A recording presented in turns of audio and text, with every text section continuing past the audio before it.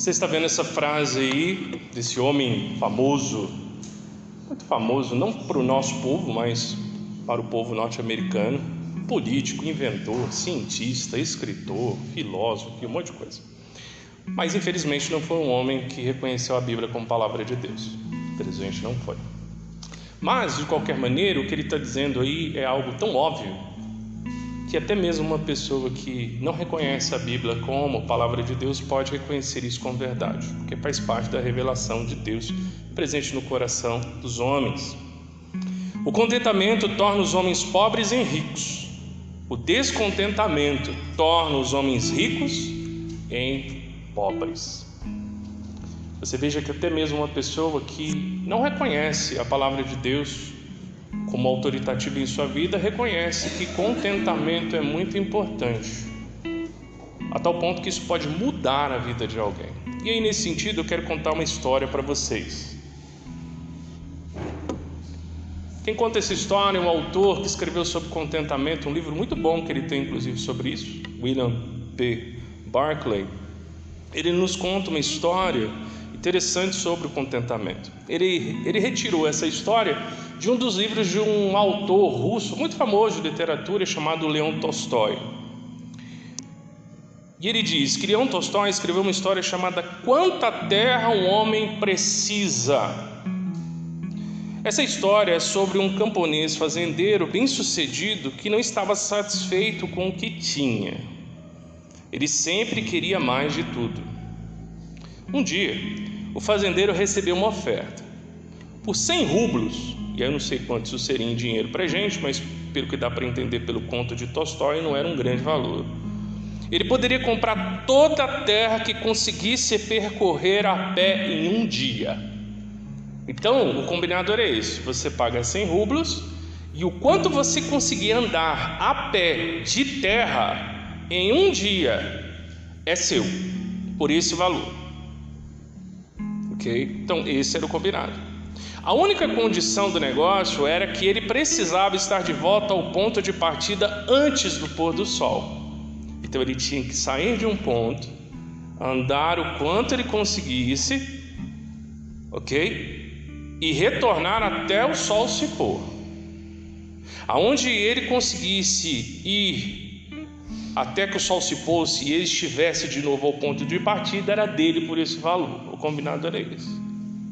Logo cedo, na manhã seguinte, ele começou a caminhar em um ritmo rápido.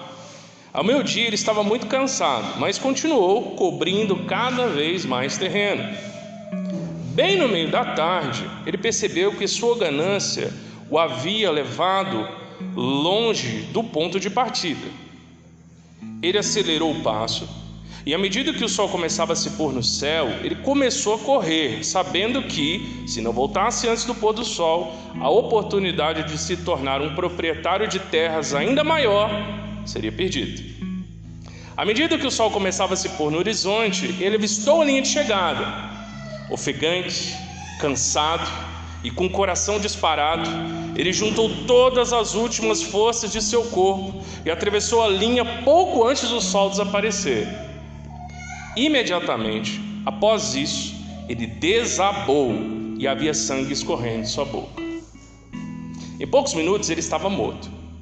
Depois disso, seus servos cavaram uma cova.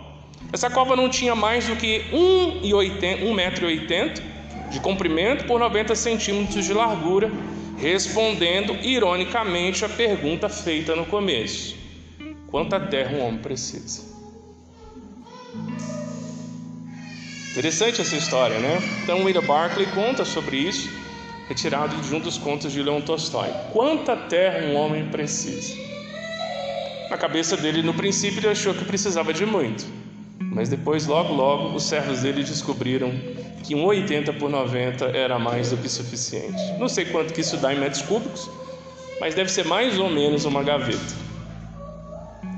Isso nos mostra, irmãos, uma grande verdade, inclusive até compartilhei ela hoje. A corrida pelo contentamento passageiro te custará tudo o que você tem na busca incessante do que você não encontrará.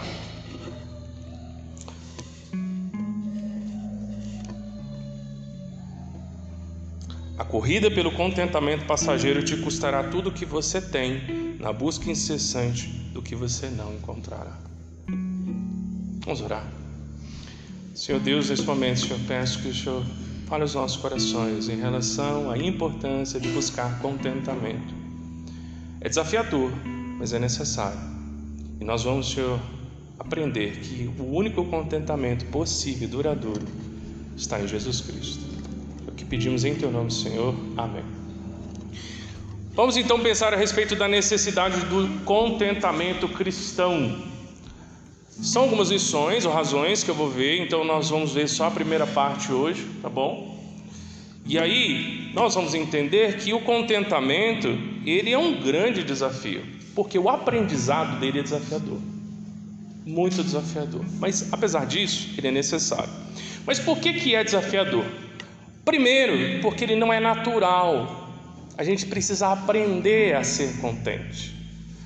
Então, se nós ficarmos inertes, sem nos esforçar, sem buscar aprender, desenvolver o contentamento, nós nunca vamos tê-lo. Então já começa por aí. O aprendizado, ele vai exigir esforço árduo, meu e seu. A gente vai precisar realmente se mexer e correr atrás disso. O outro motivo pelo qual é muito desafiador aprender o contentamento é porque todo o esforço, meu irmão, minha irmã, ele tende à inércia se você não o mantém. Então não adianta nada você começar com esforço e depois de um tempo você não continuar empreendendo a força necessária para que esse esforço continue, porque todo movimento, se não é mantido, aquele esforço, ele tende à inércia, ou seja, você começa bem e daqui a pouco você para. Então não é apenas o fato de que eu e você precisamos nos esforçar para aprender, nós vamos precisar aprender continuamente e precisaremos empenhar esse esforço de cada vez mais buscar aprender o contentamento. E um outro motivo pelo qual é muito desafiador, de fato, aprender o contentamento, é porque todo aprendizado, ele vai de alguma forma apresentar dificuldades. E a tendência é você o quê? Desanimar. Então você não pode subestimar o desânimo nessa busca. Então constantemente nós vamos ter que lutar com isso, com um coração que não quer aprender a ser contente. Mas aí eu vou dar para vocês, não só para vocês, isso é para mim também, para todos nós, razões pelas quais você deve buscar o contentamento. Vou dar 7 e hoje eu vou só dar duas, tá bom? Vamos só ver 2, para que nós possamos ainda ter o nosso tempo de compartilhar. 2 motivos ou 2 razões pelas quais você deve buscar o contentamento. Vamos ver a primeira? Deus nos ordena buscar o contentamento. Essa é a primeira razão pela qual eu e você precisamos aprender o contentamento. Se você quiser ir abrindo os textos à medida que eu vou comentando, fica à vontade. Se você quer abrir lá em Hebreus 13, 5, lá nós temos algo que a palavra de Deus nos dá de orientação muito importante. É uma exortação. Em Hebreus 13, 5 diz: contente-se com o que você tem. Você precisa aprender a se contentar com o que você tem. Contentamento é algo que é necessário. Eu e você precisamos aprender a ser contente com o que temos. A palavra de Deus é muito clara nisso, em Hebreus capítulo 13, verso 5. Contente-se com o que você tem. Muitas das vezes nós queremos ter o que não podemos ter. Isso é sinal de descontentamento. E esse texto está nos dizendo que nós temos que aprender a ser contentes com o que temos. Isso não nos impede de adquirirmos outras coisas, mas adquirir outras coisas não impede que você seja contente com o que você tem. Você pode adquirir outras coisas, experiências, aprendizado, crescimento, amadurecimento, inclusive bens, sendo contente com o que você tem. Então jamais busque alcançar essas coisas por descontentamento. Por quê? Porque eu e você precisamos aprender a nos contentar com o que nós temos. Um outro motivo pelo qual Deus nos ordena a buscar o contentamento é porque há vários versículos na Bíblia que diz que nós precisamos ser alegres. A carta aos Filipenses, há várias vezes que você vai ver isso, mas de uma maneira assim, bem clara e simples. Lá em Filipenses 4,4 você vê isso. Filipenses 4,4 diz: alegrai-vos sempre no Senhor, e digo outra vez, alegrai-vos. Então aqui é uma exortação. Eu e você precisamos nos alegrar. Meus irmãos, a tristeza, ela muitas das vezes faz parte da vida do ser humano, porque vivemos em um mundo quebrado, e a tristeza é um sentimento que nós temos. Contudo, a tristeza pode também ser oriunda de um coração pecaminoso. Então nós precisamos sempre vigiar o nosso coração. O que não deve ser presente em nossas vidas é a total falta de alegria. Há situações em que nós vamos passar por tristeza, mas a tristeza não pode ser uma constante em nossas vidas. Há um espaço sim para a alegria, porque se fosse assim, não faria sentido o que o apóstolo Paulo está dizendo aqui em Filipenses 4,4, quando ele diz: alegrai-vos do Senhor, outra vez vos digo, alegrai-vos. E lembre-se, quem está dizendo isso está preso. E estar preso por um motivo injusto, por si só, é um bom motivo para se entristecer. Mas esta pessoa, o apóstolo Paulo, estava se alegrando. E ele estava dizendo para aquela igreja que eles também deveriam se alegrar. Então, diante disso, algumas aplicações aí, a partir dessa primeira razão. A Bíblia, ela nos ordena sermos contentes e alegres. Ela nos ordena isso. Então, o primeiro motivo pelo qual você deve buscar aprender o contentamento é porque a Bíblia nos ordena fazer isso. Buscar contentamento não é opcional na vida do cristão. É uma responsabilidade diante da vontade de Deus. Agora, nós vamos ver que tipo de contentamento estamos falando também. Não o contentamento das coisas desse mundo. O contentamento que vem do Senhor. É isso que eu me refiro. Mas aqui, de início, nós já vemos que o contentamento ele não é opcional para o cristão. Ele é uma ordem do Senhor. A alegria é companheiro inseparável do contentamento. Aonde há alegria no Senhor, há contentamento. E não há contentamento sem alegria. Então elas são companheiras inseparáveis. Nós precisamos desenvolver um coração alegre no Senhor, para que assim possamos possuir contentamento. Isso é importante. De certa forma, a fé bíblica, ela se resume a confiar e a obedecer. Grande parte da vida do cristão é isso. Confie nas promessas do Senhor, obedeça a palavra de Deus. Confie nas promessas do Senhor, obedeça a palavra de Deus. Muitas das vezes pode ser que você ouve uma palavra de exortação que você percebe como desafiadora para a sua vida, e você pensa: eu não consigo fazer isso. Confie em Cristo, confie no poder capacitador que Ele tem, e obedeça confiando nesse poder. Então, se você tem lutado com tristeza, com angústia, ou qualquer outro sentimento que tem envenenado as suas emoções, confie no Senhor para trazer alegria em Cristo.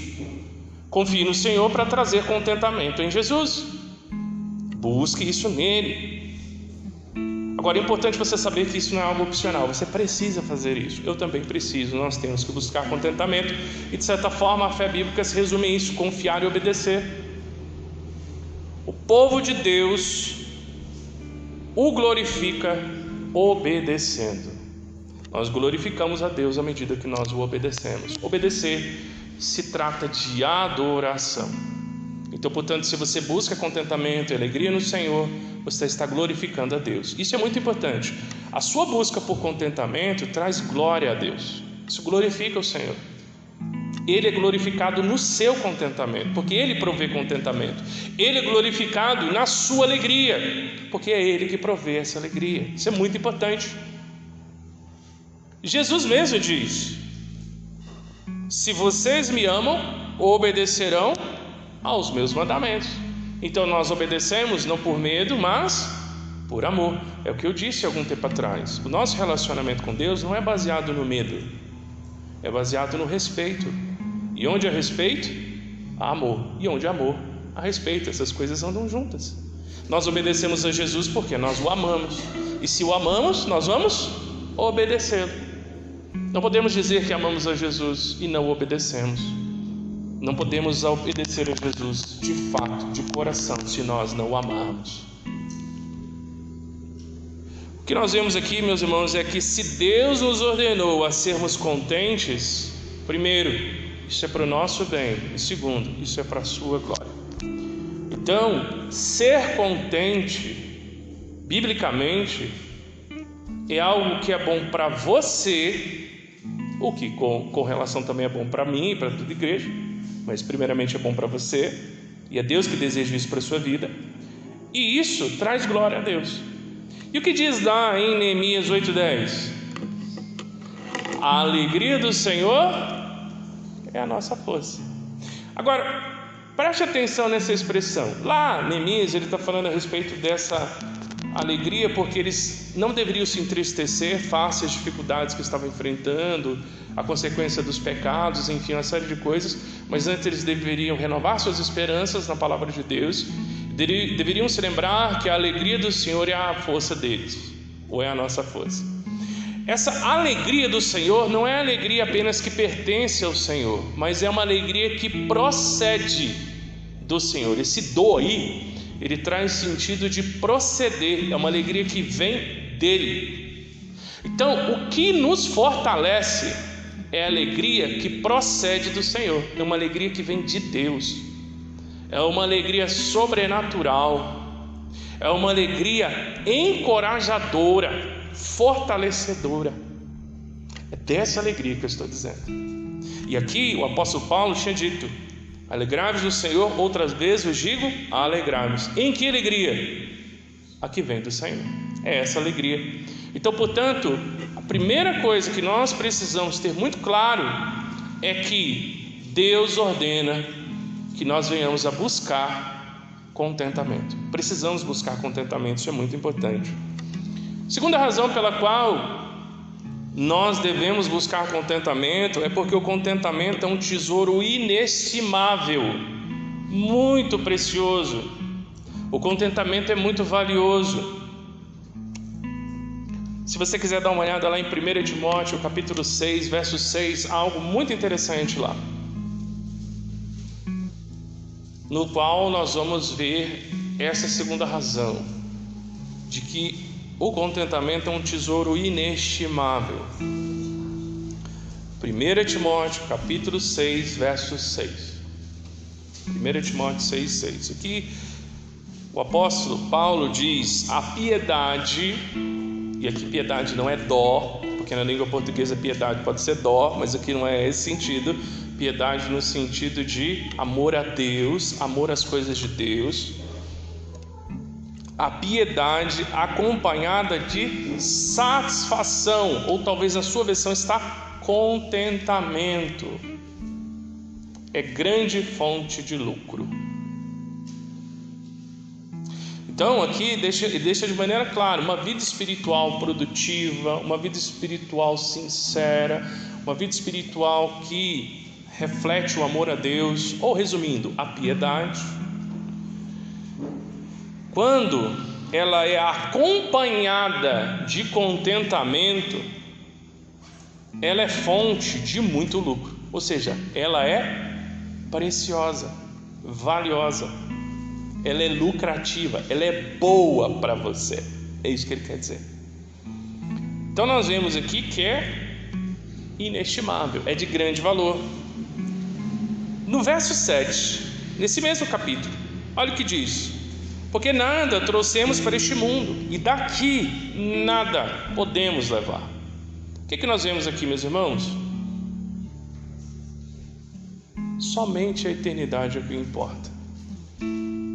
Somente a eternidade é o que importa. No fim das contas, só a eternidade importa. Porque quando nós viemos para cá, não trouxemos nada. Quando formos embora, também não vamos levar. É o famoso caixão não tem gaveta, né? Então não vamos levar nada. Então o que de fato é valioso? O contentamento. Mas em que sentido o contentamento é valioso? E depois você pode inclusive dar uma olhada no 8, porque ele, no verso 8, no verso seguinte, que ele vai dizer: portanto, se temos o que comer e beber, o que nos vestir, sejamos contentes, né? Mas por que é valioso? Por que a eternidade é que é valiosa? Aí agora eu vou convidar você a ir lá para 1 Pedro capítulo 3, verso 3 e 4. É um texto que se direciona primeiro às irmãs, mas que tem princípios que podem ser aplicados para os irmãos também. 1 Pedro capítulo 3, verso 3 e 4. Aqui, meus irmãos, nós vamos ver que o que tem maior valor não é o externo, é o interno. O que é mais valioso não é o que é visto, nosso exterior, mas o interior. Isso é mais valioso aos olhos de Deus. E aí eu sempre me lembro daquela referência, né, de 1 Samuel, quando Deus está falando com Samuel a respeito de Davi. Ele fala: porque vocês, os homens, vê o exterior, mas eu vejo o interior, eu vejo o coração. Mas aqui nós vemos em 1 Pedro 3, verso 3 e 4: o que vos torna belas não deve ser o enfeite exterior, como as tranças dos cabelos, as joias de ouro ou o luxo dos vestidos. Preste atenção aqui. Mas sim o íntimo do coração. Se você quiser, grife aí. O íntimo do coração, com um espírito gentil e tranquilo, que não perece e tem muito valor diante de Deus. Então aqui nós percebemos que um coração gentil, de espírito gentil, tranquilo, um coração contente, satisfeito, grato, confiante, que descansa no Senhor, ele não perece, ele é de um valor imperecível. Isso tem a ver com eternidade. E diante de Deus tem muito valor. Então, diante de Deus, o que de fato é mais valioso não é o exterior. E graças a Ele por isso, não estaria perdido. É o exterior. Perdão, é o interior. O exterior não é tão valioso. Tem o seu valor, óbvio, mas não é o mais valioso. É o interior, é o íntimo do coração. E é esse coração gentil, tranquilo, satisfeito, contente, que descansa no Senhor, confia nele. Isso diante de Deus tem muito valor e não perece. Então aqui nós vemos, meus irmãos, que o que no final das contas importa é o que é eterno. Aplicação: toda beleza externa é passageira. Sabia? Verdade. E aqui um parêntese, algo importante. O fundamento do autocuidado, meu irmão e minha irmã, porque hoje nós vemos nesse tempo do autocuidado, é a mordomia e não o autocontentamento. Sabia? Eu e você precisamos cuidar da nossa saúde, da nossa aparência, não para nos sentirmos bem, porque é o que o mundo diz aí, mas por causa da mordomia, porque nós recebemos um corpo do Senhor e nós devemos prestar contas ao que fazemos com Ele, porque Ele é um dom de Deus. Se nós temos 2 olhos, 2 orelhinhas, né? Nem sempre impar, né? Se você tem 2 mãozinhas, se você consegue falar, pensar, trabalhar, e você tem condição de desempenhar suas atividades, tudo isso é um dom de Deus para a sua vida. Você tem que cuidar disso. Então você cuida da sua aparência ou da sua saúde, não para você se sentir bem, porque senão isso seria autocontentamento. Você faz isso porque você tem que cuidar do que Deus te deu, porque o seu corpo não é seu, é de Deus. Entendeu? É de Deus, não é seu. Se for seu, depois que você morrer, você faz o que você quiser com ele. Só que não é isso que acontece, né? É Deus quem toma o nosso corpo para si, é Ele que vai ressuscitá-lo. Então, portanto, nós que cremos em Cristo, o nosso corpo não é nosso, é de Deus. Por isso que a gente não pode fazer o que a gente quer com Ele. Sabia? Não pode. O crente não pode fazer o que quer com o corpo. A gente tem que entender o que o dono do corpo quer que a gente faça. Então a base do autocuidado que existe é a mordomia, não o autocontentamento. E isso nos faz pensar a respeito do quê? Da modéstia. A base da modéstia vai ser o contentamento. Nós vamos chegar já lá. O coração contente é uma joia preciosa aos olhos de Deus e que perdura na eternidade. Isso é muito importante. O seu coração contente diante de Deus é algo muito valioso, algo muito precioso. Existe um ditado que diz: diamantes são eternos. Alguém já viu esse ditado? Eu já vi em filmes, obras literárias fala isso, né? Os homens dão diamantes porque diamantes são eternos. É a maneira de você expressar o seu amor eterno, né? Mas eterno em tese, né? Porque as coisas desse mundo passarão. Mas é uma boa analogia. Se o nosso coração contente é uma joia diante do Senhor, então nós poderíamos dizer que corações contentes são diamantes espirituais. O seu coração cheio do contentamento que procede de Deus é algo de muito valor diante de Deus. Isso tem muito valor diante dele. São como diamantes espirituais para ele. O fundamento da modéstia é um coração contente. Ao que eu me refiro modéstia? Modéstia é uma virtude cristã, que inclusive tem na Bíblia, que diz respeito a como nós apresentamos a nossa aparência. Então a ideia da modéstia não é legalismo, de forma alguma, mas também não é libertinagem. A ideia da modéstia é o quê? Você nunca busca trazer atenção para si por um motivo fora dos padrões de Deus. Isso é modéstia. Você nunca traz atenção para si, por si mesmo. Então, se de alguma forma a nossa aparência busca trazer atenção para nós por um motivo pecaminoso, nós estamos faltando com a modéstia. E antigamente tinha esse sentido, né? Você é uma pessoa modesta. O que é uma pessoa modesta? Uma pessoa humilde. Uma pessoa humilde não é uma pessoa que gosta de aparecer, não é isso? Porque a ideia da modéstia é o quê? Você não traz atenção para si por causa da sua aparência. Isso é tão deslocado dos ensinos que o mundo tem hoje que a gente acha até estranho. E eu deixo essa pergunta: por que alguém deseja chamar a atenção para si mesmo por meio de sua aparência?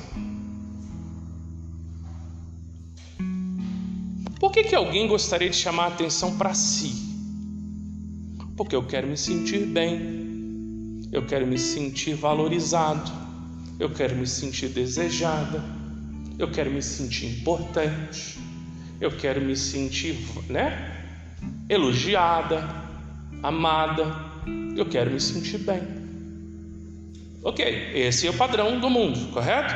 Eu chamo atenção para mim por meio da minha aparência, seja da roupa, seja de alguma coisa que destaque a minha aparência, porque eu quero me sentir bem. O que isso demonstra, meus irmãos?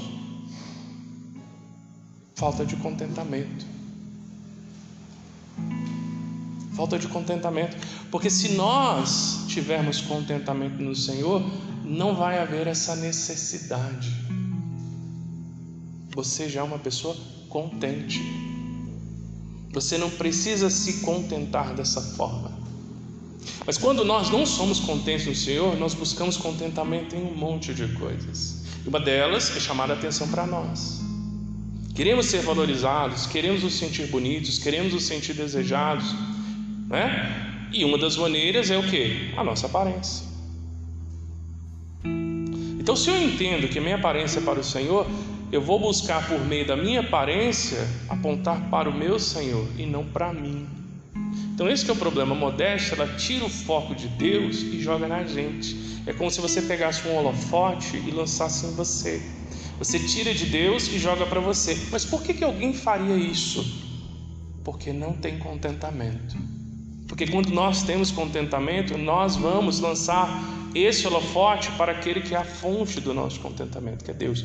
É por isso, se você ainda está com a referência de 1 Pedro 3, verso 3 e 4, que nós vemos que o que torna as mulheres cristãs belas não deve ser o enfeite exterior, como as tranças dos cabelos, as joias de ouro ou o luxo dos vestidos, mas sim o íntimo do coração. O íntimo ninguém vê, a não ser Deus. O homem não vê o íntimo, mas Deus vê. Mas é Ele quem precisa ver. A minha aparência tem que ser para Deus, não para as pessoas. Eu tenho que glorificar a Deus, não as pessoas, nem a mim. A minha aparência não deve existir para o meu prazer ou para o prazer de outros. Deve existir para o deleite do meu Deus, porque a aparência é o reflexo do coração. Sabia? A sua aparência é o reflexo do seu coração. Um coração contente no Senhor não tem o desejo nem a necessidade de chamar a atenção para si. E aí nós vemos esse coração íntimo, né? No final, sabe o que a gente vê? Quem tem tudo o que precisa, não precisa de mais nada. Não precisa de mais nada. A gente já tem tudo que a gente precisa. A chave para o contentamento passa pela reavaliação das nossas necessidades. Do que você precisa? É isso que vai te deixar contente. Agora, se o que eu preciso é Deus, portanto é dele que virá meu contentamento, eu preciso realinhar as minhas necessidades. Irmãos, eu imagino que alguns trabalharam hoje, mas eu creio que outros não. Mas você veja que o motivo, talvez para alguns não estarem aqui, não é trabalho. Não é trabalho, apesar de ser uma desculpa recorrente, não é trabalho. A maioria das pessoas estão buscando contentamento no que nunca poderá trazer isso. Nunca poderá trazer isso. Mas sabe qual é a promessa encorajadora para o seu coração essa noite? É essa aqui, ó. Em Jesus Cristo há alegria e contentamento. Nele há, de maneira plena. Olha o que diz no Evangelho de João, capítulo 15, verso 11. Eu vos tenho dito essas coisas para que a minha alegria permaneça em vós e a vossa alegria seja plena. A alegria que Jesus traz às nossas vidas, o contentamento dele é total, é pleno, nos preenche de maneira inteira.